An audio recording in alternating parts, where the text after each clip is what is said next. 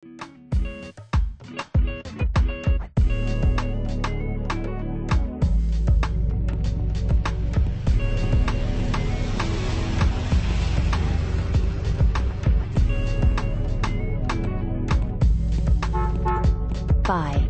Be careful, Donna.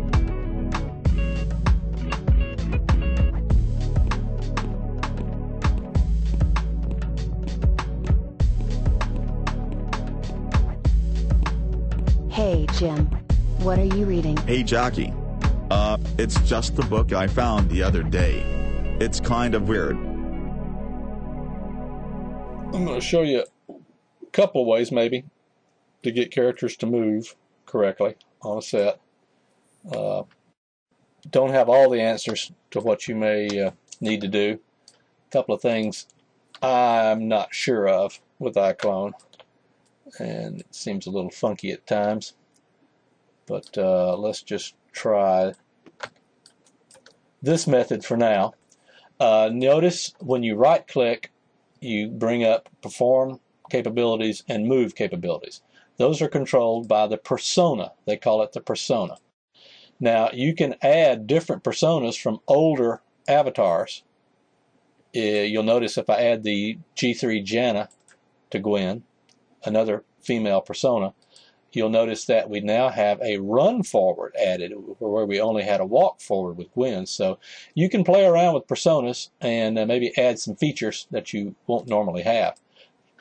They typically have the persona already ready to go, but you can add others and older ones, and there are different ones available.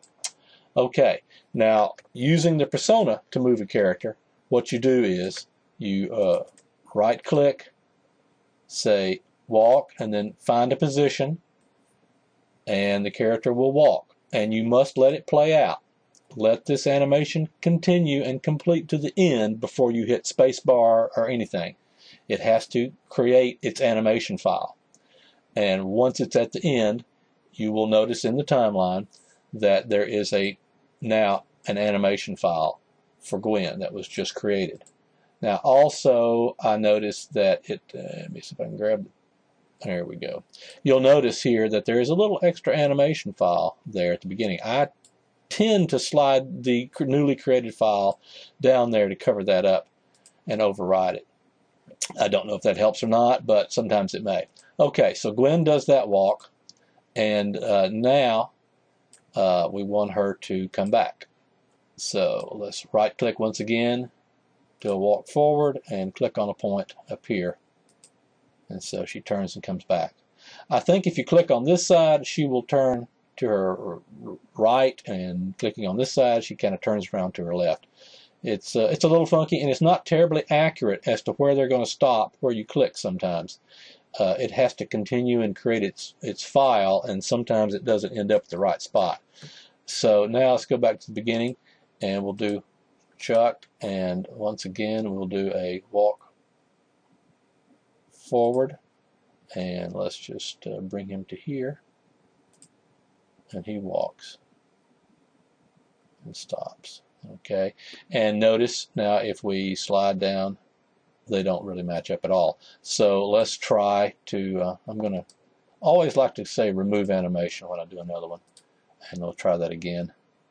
This is the tricky part of using this particular way of moving characters around. It's hard to accurately get them to stop where you might want them to stop. Sometimes it works out, sometimes it doesn't. Right now it's pretty good. I'd like to have him stop a little closer together, and we can try to do that. And once again we will do another walk forward, and we'll try to click here this time and see where he stops. Okay, right there. Alright, and let's see if she lines up pretty close. Okay, they lined it up pretty close. So it doesn't always work that way, but this time it seemed to work out just fine. Okay, we've got our basic move down, but we want to add some animation, let's say. Let's say when Gwen gets down here, we want her to wave and then walk back. Now, of course, it created two animation files for the walking to that point and then for the walking back to this point. So there are two files here. Sometimes if you have to break up an animation file, you can right-click on it and you can't see it here, but there is a break command that will split the animation up. But since we've already got 2 animation files, let's go down and let's right-click on Glenn, check one of her persona commands, and one of them is hey. So, Hey. okay, so now we've got 3 files. Wait, okay, so let's use our blend bar here and make that blend a little better into that. And she waves, blah, blah, blah. And then we can walk back. And once again, you can use the blend bar to ease the move, make it a little smoother. Now, another way to smooth these out is I'm going to double click on that track. It's selected all the clips. Right click on the clips. And you can't see it, but there is a transition curve menu, and I'm going to select ease in, ease out. And now it will ease in a little smoother to all these anims and come back. Okay. So that gave Gwen a little extra motion for her. Now, if you don't want Gwen or your character to say that audio, or for that audio to be present, the hey, you got to jump through a couple of hoops. First off, it's not under sound, it's under the face, and let's also open up the motion section too. If you go down and select the Visime track, notice it selects all of your animation tracks. It selects the motion and the expression, and if you try to delete it, it's going to delete everything, and there won't be anything there. So let's undo that. And what you got to do is right click on any one of the tracks, and you can't see it, but at the very bottom of the menu it says split. I'm selecting split. Now I can select just the one item, and I can delete that audio now. Still got a little bit of expression there, but it's just a wave. So now you could substitute some audio there. So that's what you have to do to eliminate that audio file. You could obviously do it in your nonlinear program, editing program, but this is probably a little better way to do it. But you do have to just make sure to split those tracks out, and then you can delete one of them. Let's look at Chuck now and see what we can do to improve his animation. Now he comes, walks, and then stops pretty much. So let's add some idle motion. Using the motion puppet, I'm going to select the natural 2 and record some of that. Now the motion puppet, of course, will continue to play as long as you let it roll. It will record and create an animation file. And there is a motion there that looks like he's maybe lifting the book up, and you could probably utilize that by breaking up this animation with the menu and use the break command. But let's try something else. And there we go. Okay, that's enough of that. And we can now once again utilize the blend tool to smooth this out. And so he stops. Now I'm figuring he's going to lift the book up at this point in time. He could have been holding it all along if you chose, but this way will allow him to pick it up. I like to add a keyframe at the beginning and then another keyframe, and then we'll bring up the motion, and we will select the E key, and that lets us utilize this. And you can, of course, tweak this to the desired look you want. And of course you'll have the book parented attached to his hand. So now let's see. Okay, there he goes. And it looks pretty good so far. Okay, so once again I'm going to select both keyframes, right click, can't see it, but there's the transition curve menu. The sub menu says ease in, ease out, and that will smooth out the lifting up of the hand. Okay, so that's looking okay. Now we probably want him to, let's go ahead and let that play, and I'll show you the problem that comes up. Remember that animation had a hand lift, and there it goes there, and it kind of messed us up. So what I'm going to do is I can either break that off, and it'll break the animation right there, Or I'm going to go down here where it's got a good look. It's looking good. I'm going to right-click, and there's a submenu that says Remove Motion. You can't see it right here, but it says Remove Motion. And since that is the left arm, I'm going to say left arm. So I have now removed the motion from that point on of the left arm. And now you'll notice when we play it, his arm pretty much stays in the right position where I had it. So that's a big help. And of course the body's still animating, but that left arm really isn't. It's just following what the body's doing. So that's good. Now we want him to look at. So let's go down and do our avatar's look at commands. And we'll select the actor, the avatar. And I like to add a dummy frame, which is just going to be set free. And now we're going to pick a target, and we'll pick his hand since I don't have attached a book.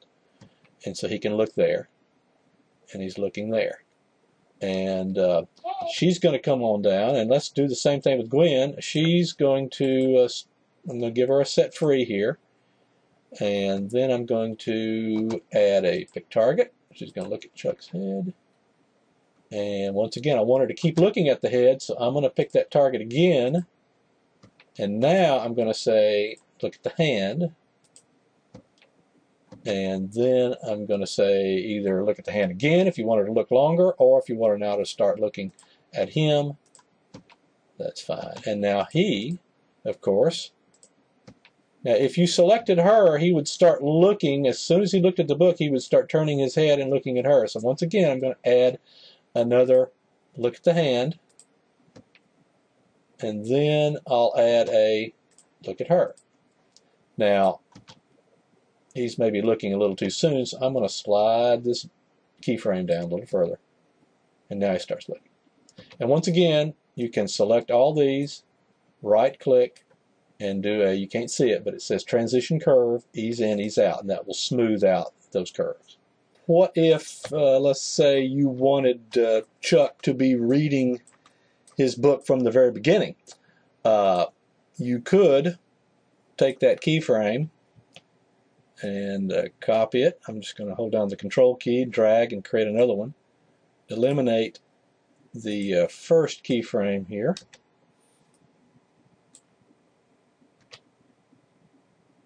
And now, of course, look what he's doing there. He's not doing too well. Let's eliminate this keyframe too. Once again, that arm is animating in the walk. So let's select that walk animation, go back to the beginning, and I'm going to right-click. You can't see it, but I'm going to select Remove Motion, left arm, and now, okay, he's holding the book, and let's say he is going to need to be looking at it, so we'll adjust that constraint position and eliminate that key and drag. So now he's reading his book and continues to read his book. Okay, so that's a possibility too.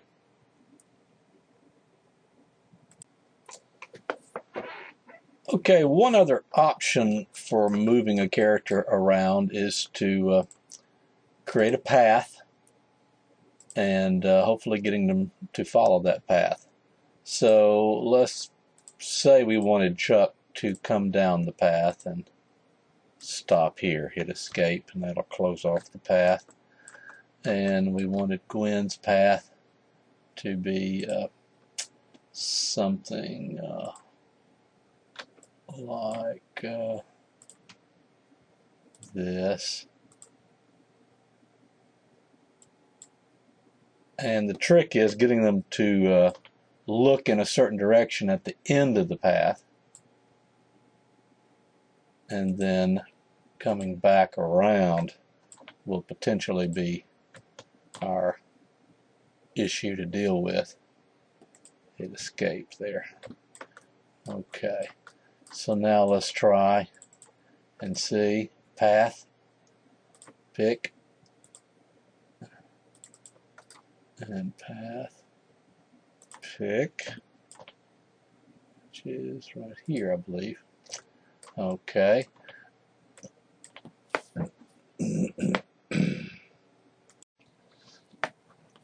Okay, we've got Gwen parented now to her particular path, and what we need to do is get the orientation correct for her. So let's bring up that and go down to the path section. Here we are.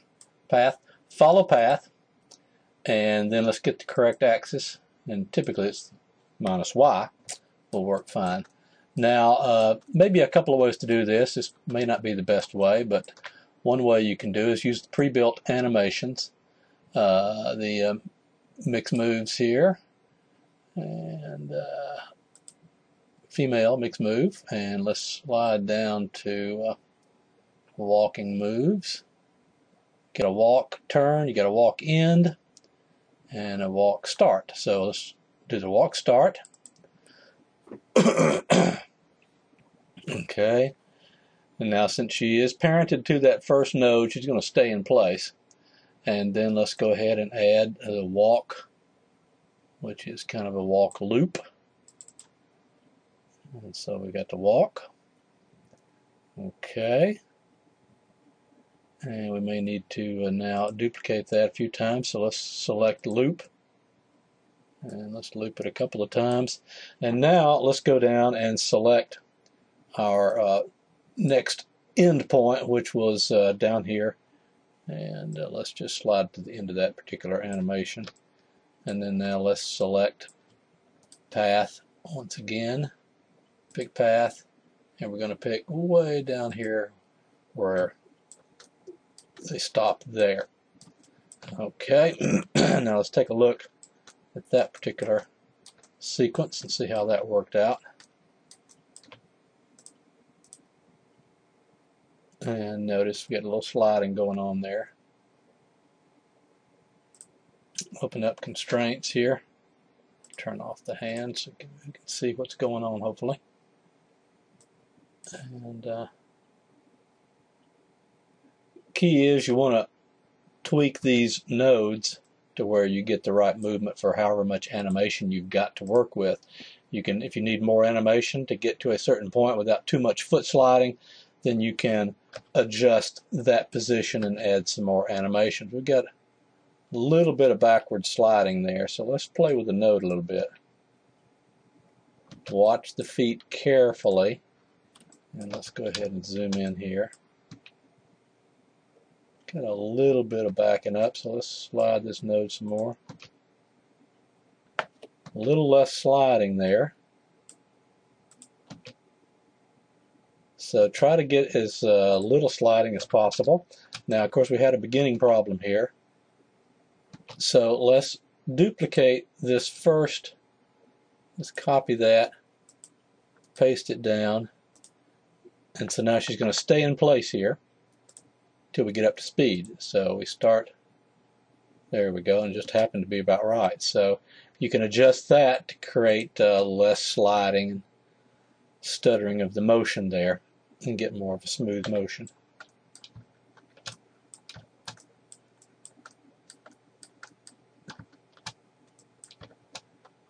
Okay, and we've got too much animation here, so let's delete by sliding that.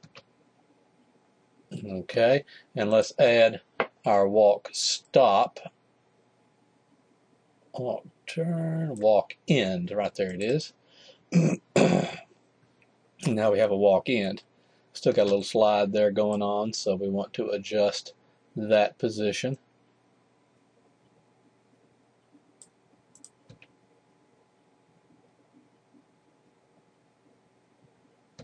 Okay, too soon. And still too soon.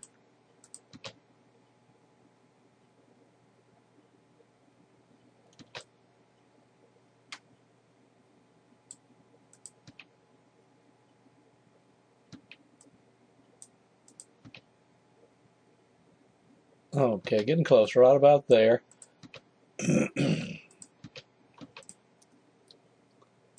A little bit of funkiness there. slide there. Let's see if we can, yeah, ever so slightly. Don't know if we can get rid of that. Hopefully, if you play around with it, you might be able to get rid of that little hitch slide move there. But that's kind of the problem when you're working with the path and making these all seamlessly blend together. Hopefully there's someone that can give us a little insight. But see, it really doesn't slow down really nice. Getting a little better, ever so slightly. So maybe you can tweak that out. Okay, pretty close. A little bit of a hitch. And still a little slide there.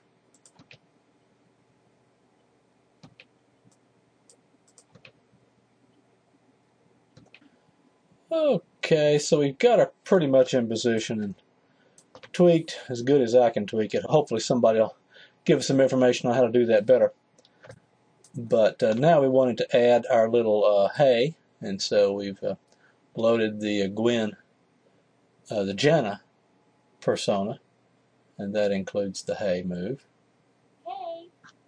Okay, all right, we do that, let it play out, and then we will walk back. Now, you would probably think you could use this turn and walk to start, since we're going to turn, but it basically turns it around totally 180 degrees, so that's probably not going to work good. Hopefully, once again, someone may have a better idea for fixing that, but I'm just going to start with the walk, and let's just do the walk here and duplicate it a couple of times back, and then maybe the walk to the stop, walk to end. Okay, there. Alright, so now what we've got here, we need to duplicate this particular keyframe, and I'm just going to hold down the control key, drag it out so she stays in place for the hay, and we'll slide it and adjust it. Hay, okay, and then we want to start the walk back. Okay, now let's once again give it the closing frame. Select our closing point on the path, which we will go path, pick path, and go back to our path. Select that. We will path, pick path, and there we go. So now that's a little hard turn there, so you might want to adjust your path a little bit, and you can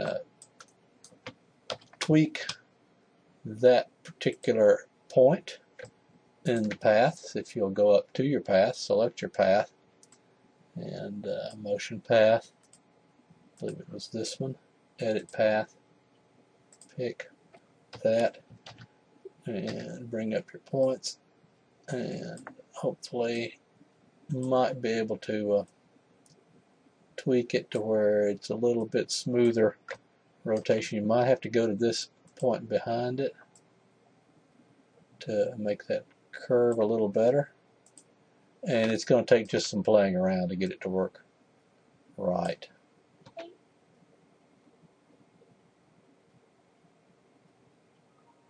Not too bad, but once again, tweaking those control points on the path might help you get a better, smoother turn, and that's always been my hardest thing I had to do, is try to get them to turn in place smoothly.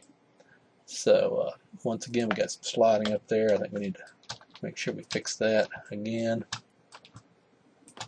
and let's select Gwen. She's not selecting Gwen, and get our constraint. Once again, I'm going to hold down control, drag that out. There we go. Okay. That got it deleted. So, okay, so we've got a rough move for Gwen to go and walk. So that's one way of getting your character to walk. Chuck is going to be a little different. Let's do it a little different. First off, we've got a rather short path. I think you'll find if you try the mixed move for male animation and try to do the same walk start, walk, and walk end, that you don't have a long enough path for all that animation to play out properly. Now you might be able to tweak it and make it work, but I'm going to try a different method, and let's just use the motion puppet. First off, let's go ahead and set an end point, and let's just see a different way of laying this out. Pick path, pick here. So now he's going to move along the path like so, obviously, is the way it works. Now, I think you'll find that I had already set the actor's follow path and set his axis correctly. So, yes, make sure you do that, because that normally won't be set like it was there. Okay, now let's go ahead and go over to Animation and Motion Puppet, and let's pick a walk, a basic walk, and let's just let it record a basic walk. So, once again, spacebar, and we'll let it play out. Now, once again, I think the walk's probably going to need to be adjusted speed-wise and all that. And it's going to stop there and end. Okay, so let's go ahead and hit spacebar, stop that. And now let's take a look at what we've got. And it's a pretty good walk, not too bad on the sliding. I'd like him to walk a little faster, so I'm going to just slide this animation up a little bit, and let's just make it a little brisker walk.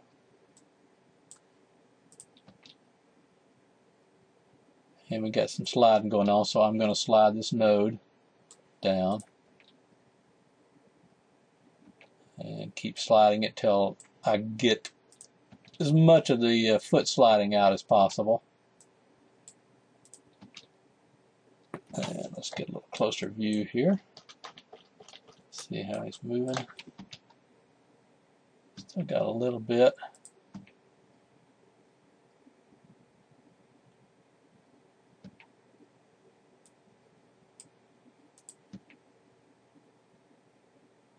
Not too bad. And once again, the more you tweak, typically you can get it pretty close. Okay, obviously he ends pretty soon here. So let's go ahead and break the animation there. Break that off.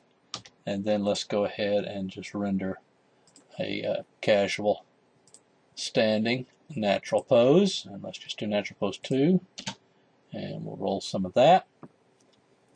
And roll as much as you might need. And now we'll see if we can blend this so where he stops walking. And he slides a little bit there, so let's play with that some. And not too bad. Not too bad. You can once again hopefully play with these a little bit more. Don't know if changing the curve, I'm going to play with the transition curve, ease in, ease out. Don't know if that'll help us. Yeah, not bad. So typically I like to do the ease in, ease out for things. So not too bad. Still a little bit of sliding, once again just tweaking with the node point. Wrong way. There we go. Okay, not too bad. Slow that down a little bit. Okay, so there's your basic move for Chuck, getting him within a small path, short path, using a little bit different method. Like so. And then, of course, once again, you'll do the book. Position the hand if you need for him to carry something, whatever. So that's two different methods using the path, creating a path. Paths have major advantages and some disadvantages. You just have to work with the two different methods and see which is going to work best for you, and maybe a combination of the two.